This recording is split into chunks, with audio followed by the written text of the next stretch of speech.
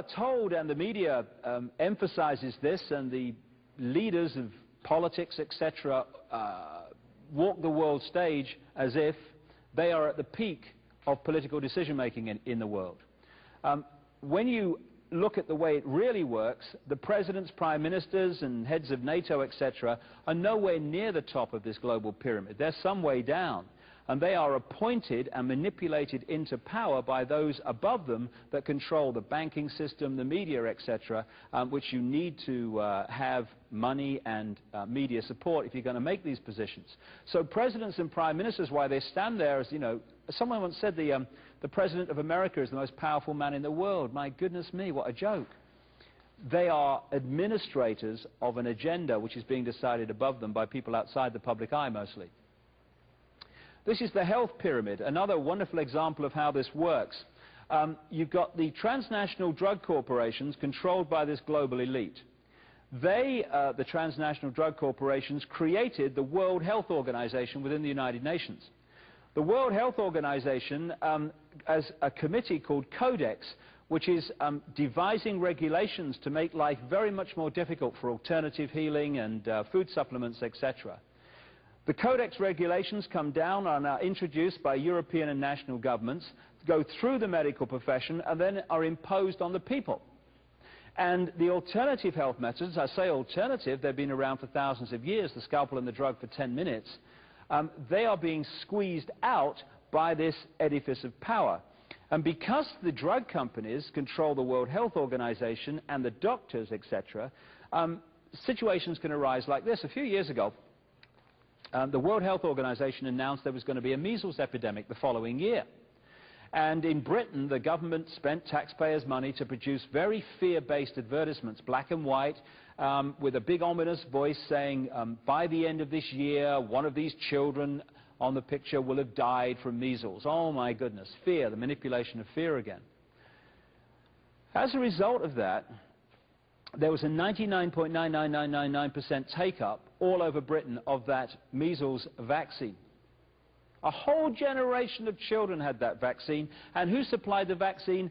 The transnational drug companies who, through the World Health Organization, had arranged for that announcement to be made. What happened? No measles epidemic. But then you say, what was going on? What about the epidemic? They say, well, there wasn't one because people were vaccinated. So the cycle goes on and on and on. Vaccination is one of the key ways that the human body and the human immune system is being undermined according to this agenda. Over the years, different groups of these secret societies have emerged for specific tasks. And because the agenda has a specific time scale, and across the millennium is the time of introduction, through this century, this agenda has been advanced quicker and quicker. Towards the end of the last century, and right at the start of this one, a secret society was created in Britain, not surprisingly, called the Round Table. It was headed up originally by a guy called Cecil Rhodes, who was one of the bloodline families that orchestrated the manipulation and takeover of southern Africa by Britain. Also, Rhodes scholarships came out of this guy, Cecil Rhodes. I think I mentioned those earlier, where the youngsters of the bloodlines around the world are picked up and given a Rhodes scholarship to Oxford University. This comes out of the same guy. Well, he died in 1902, and other people took over. And there were roundtable groups interlocking, set up around the world. The key places were America and Britain. And when we had the First World War, the key people in the American War Administration were members of this round table, and the key people in the cabinet in Britain were members of this same round table.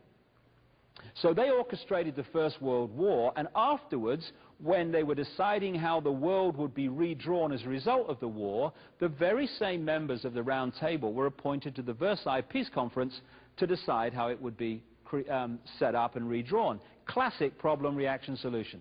Create the problem, create the war, get the reaction, something must be done, and then offer the solution.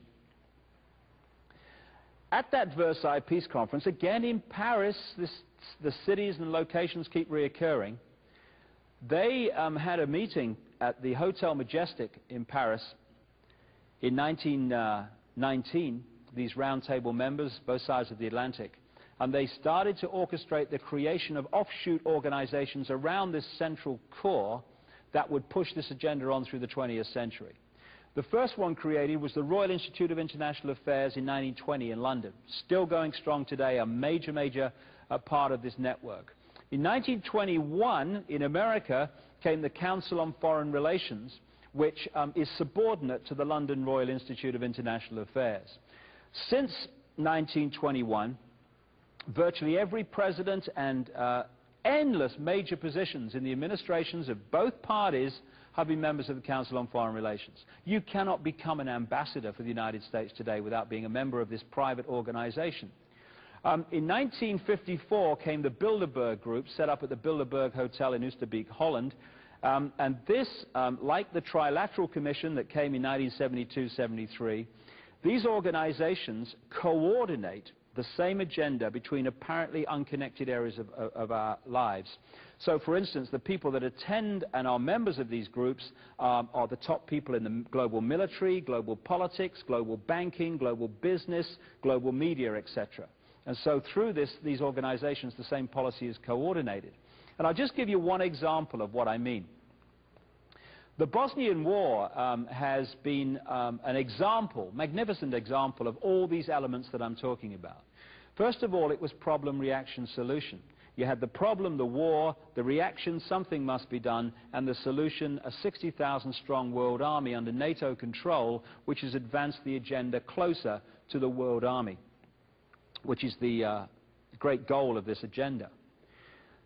People like Henry Kissinger, Kissinger Associates, and Lord Carrington, founding director of Kissinger Associates, were the key manipulators of the Bosnian War, among many others.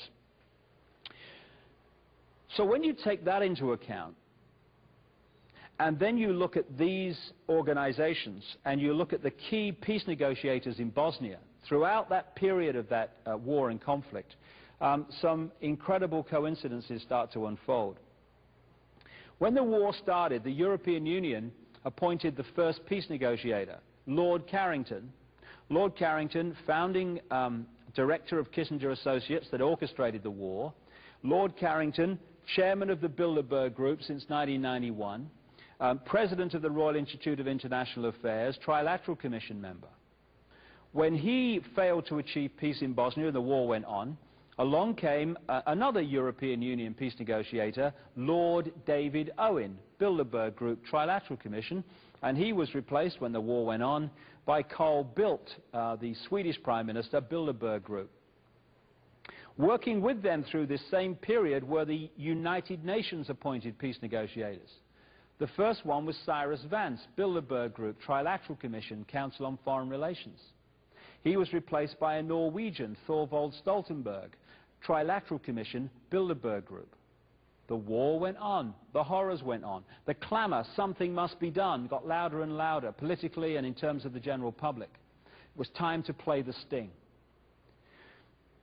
Onto the stage, first of all, came Jimmy Carter, an independent peace negotiator, former president. Jimmy Carter, first Trilateral Commission president of the United States, Council on Foreign Relations member.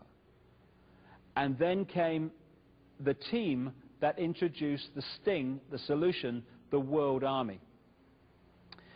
This was led by Richard Holbrooke, Bill Clinton's peace envoy. Richard Holbrooke, Bilderberg Group, Trilateral Commission, Council on Foreign Relations. He answered to the Secretary of State at the time in America, Warren Christopher, Trilateral Commission, Council on Foreign Relations, who worked with William Perry, the Defense Secretary at the time, Bilderberg Group, and they answered to the President, Bill Clinton, Bilderberg Group, Trilateral Commission, Council on Foreign Relations, who answered to the unelected David Rockefeller and Henry Kissinger, leading executives of the Bilderberg Group, Trilateral Commission, Council on Foreign Relations. The first head of the World Army appointed in Bosnia was Admiral Leighton Smith, Council on Foreign Relations. And the ambassador in the former Yugoslavia through this period was Warren Zimmerman, Council on Foreign Relations. Just a coincidence, nothing to worry about. But unless you do this research, you think all these people are independent, when actually they're all connected.